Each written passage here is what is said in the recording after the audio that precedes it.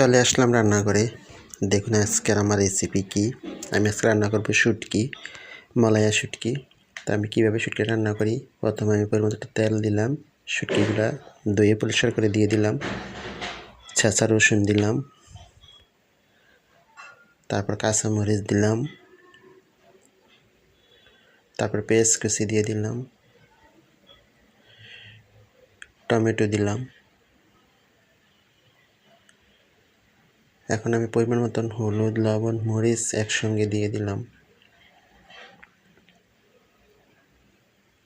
এখন আমি পরিমাণ মতো পানি দিয়ে দিলাম, ঝোল।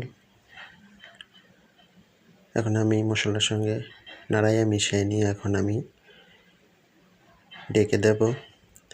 এটাকে আমি শুকনো রান্না করব। শুকনো হওয়া পর্যন্ত আমি এভাবে ডেকে দিলাম। রেসিপিটা আপনারা রান্না করে একবার হলে খেয়ে দেখবেন। আমি ঢাকনা উঠিয়ে দেখি, এটা আমি একেবারে শুকনো রান্না করব। শুটকির ঘ্রাণে মনে হচ্ছে এখনই ভাত দুটো খেয়ে নিই, ভাত এখনও হয়নি।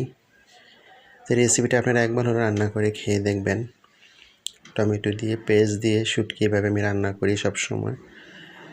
তার মতো যারা ব্যাচেলার ভাইয়েরা আছেন, আপুরা, তো এভাবে রান্না করে খেয়ে একবার হলে দেখবেন আমার রেসিপি যদি ভালো হয়ে থাকে লাইক, শেয়ার, কমেন্ট করবেন। ধন্যবাদ।